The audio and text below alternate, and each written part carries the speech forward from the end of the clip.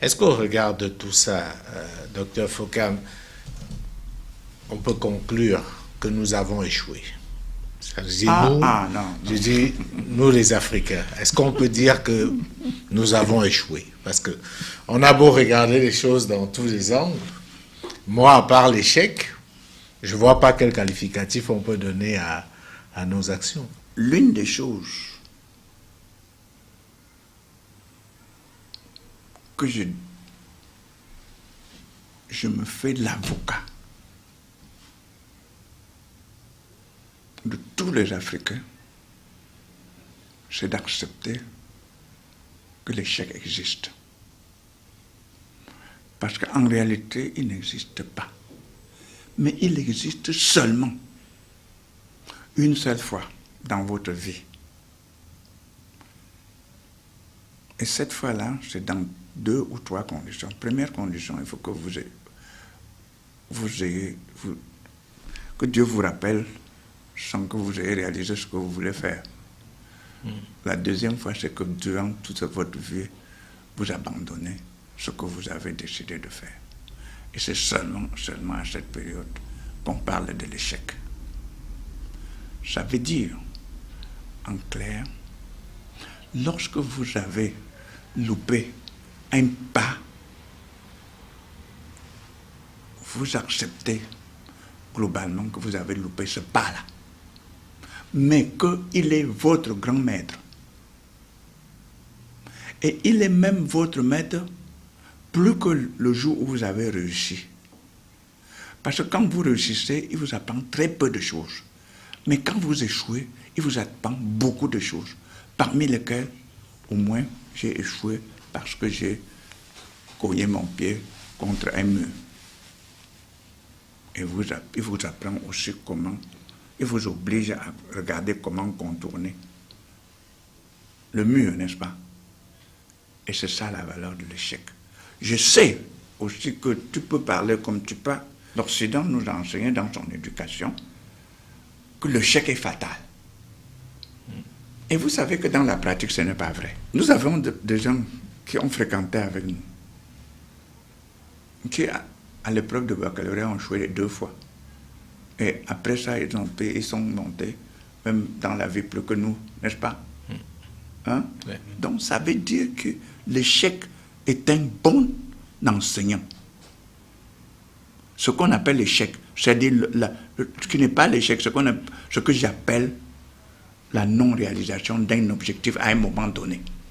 Si nous acceptons le principe, je sais aussi qu'en Occident, et comme en Afrique, quand tu as déjà fait faillite en entreprise, tu es foutu. Mais c'est grave. Ça veut dire qu'on interdit le droit à l'erreur. Est-ce que c'est normal, Fabrice, qu'on vous interdit le droit à l'erreur? Quand est-ce que vous allez pouvoir faire quelque chose? En réalité, est-ce qu'on peut dire, docteur Fokam, que vous célébrez l'échec? Est-ce que vous pensez qu'il faut célébrer l'échec? Je vous invite tous, avec moi, à célébrer plus l'échec que la réussite, que la victoire. Parce que comme je vous le dis, et comme je veux insister, la réussite doit être célébrée de façon instantanée. C'est-à-dire, si ça dure plus que ce qu'il en faut, vous préparez le chemin d'un échec. Ouais. Vrai. Alors que l'échec doit être célébré pour dire heureusement que j'ai pu faire cette erreur à ce moment précis, parce que s'il l'avait fait demain, j'aurais pris des conséquences plus graves. Heureusement que je l'ai faite pour pouvoir analyser les conséquences qui risquent de perturber le chemin de ma réussite de demain. Alors, je dois dire, et l'occasion faisant le larron, que vous avez lancé une collection récemment, la collection Éveil, dont vous êtes le directeur.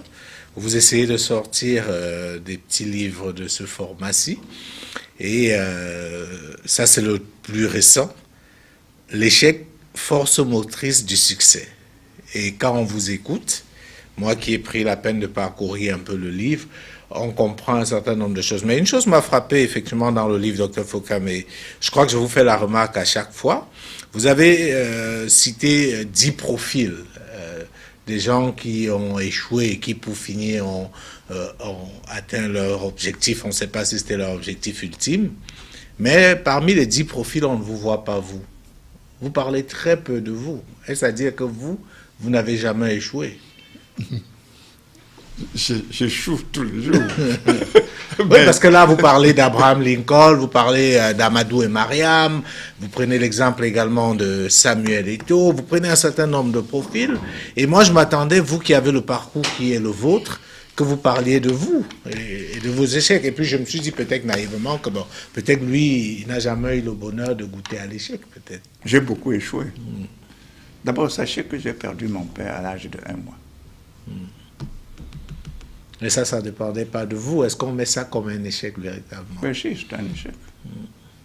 Vous n'y êtes pour rien. Je n'ai pas pu avoir. Mais l'échec n'est pas seulement que vous soyez friqué. Ça, c'est très important. J'ai raté à la première section non examen de baccalauréat.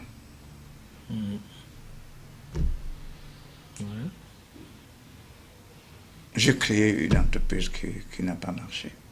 Et même 2. Et même 3, on pourrait dire. Et même 3, c'est vrai. Je ne suis pas à l'aise toujours de parler de moi. Je préfère, dans mes livres, dans mes bouquins, parler des exemples. Parce que je ne fais pas dans un bouquin de formation, je ne fais pas mon apologie. Je prends des exemples frappants qui... Le vôtre est frappant. Alors, si vous ne le faites pas, peut-être d'autres le feront pour vous. Bon, qui le